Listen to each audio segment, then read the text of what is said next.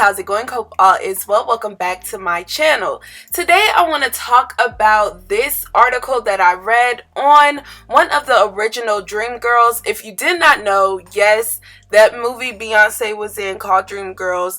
There is an original movie to it, and it's an original Broadway production that starred Effie as Jennifer Holliday, Dina as Cheryl Lee Ralph, Laurel as Loretta Devine, and Michelle as Deborah Burrell.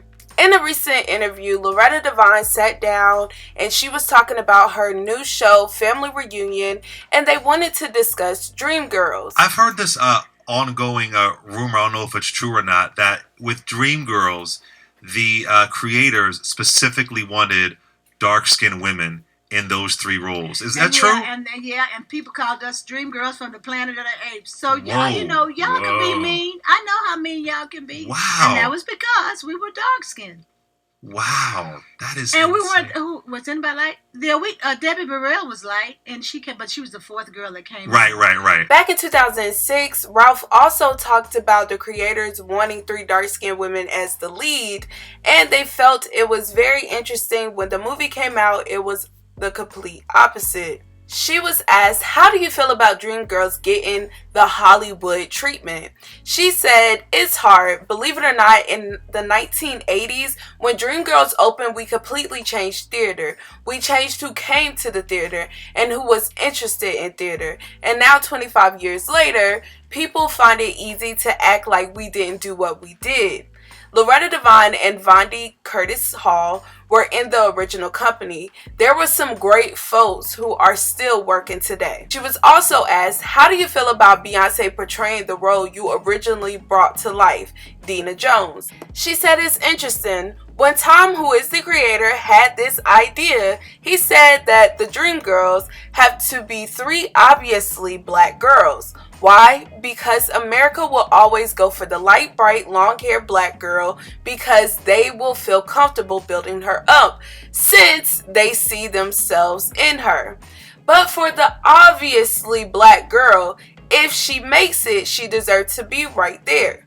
Because they aren't trying to push her, that's why the dreams had to be the three obviously black girls. So when they cast Beyonce in the role of Dina Jones, I said, wow, this is exactly what Tom said would happen. They're going to take the light, bright, blackish, blonde girl because they feel comfortable with her. Was also asked, who would you cast as Dina Jones? She said that it's hard because the industry isn't pushing her, so you don't have an obvious one to pick from. The closest one I could think of that's an obvious black girl with a glamour thing to her is Lauryn Hill. Heather Hadley is kind of close, but she's not Dina. You know, Dina is Diana Ross. She's a drama girl and outright glamour girl. So yes, I found this on broadworld.com. You know, I'm going to just say this is a legit interview because I couldn't find a direct source. However, News One and everyone that talked about Loretta Devine and the Dreamgirls colorism, they all went back to this source in 2006. So this isn't the only time Miss Ralph talked about the film.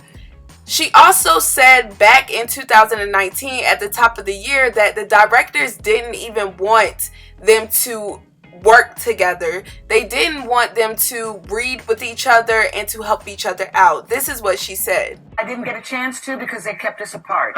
They said what was said to me, and I've been around long enough to actually remember what was said to me, and they said that it would be a distraction to have the two of us together. And Excuse you? Yeah, that's what I said. What does that mean? So it just never happened. We never came together.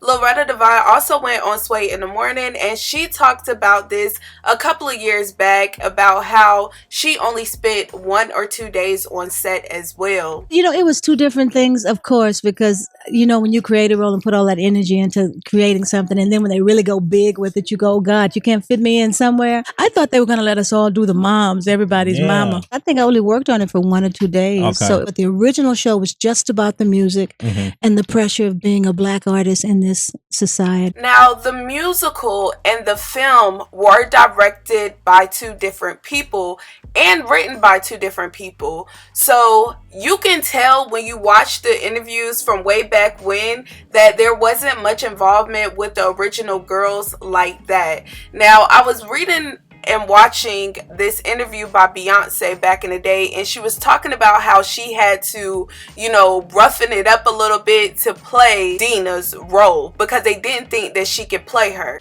Well, I remember meeting with the director, and he told me he was concerned. He didn't know if I could play Dina when she was young because he thought people had such a perception of me being a star, and so I went and found the ugliest dress I could find and the ugliest wig I could find. And you still look beautiful. Well, thank you. And they drew these really big eyebrows on me, and Right. and that's it. I mean, That's it. it really wasn't that difficult. Right. And I decided I wanted to lose 20 pounds. So Right. when Now I talk about became that. the mature Dina, I had a physical transformation. Right. So I felt that whole article was very interesting. I love to listen to seasoned people talk about things that they went through because let's be real, colorism is not just this thing that happened this year or last year. We're just starting to talk about it. People weren't talking about this years ago. We weren't talking about this even when I was in high school or in college, But now people are bringing it to the light and they're more comfortable with having those conversations because it's not right. It's not fair. So I thought this was very interesting and I want to know your thoughts and your opinions about this as well. Just know the original Dreamgirls, they still perform on their anniversaries. I'm not sure if they do their own little tours or not, but I do know they did a 35th year anniversary for Dreamgirls. Because some people didn't even know that this is the original group. Some people did not know that. So yeah, let me know your thoughts and your opinions down below. Does that shock you? Let me know.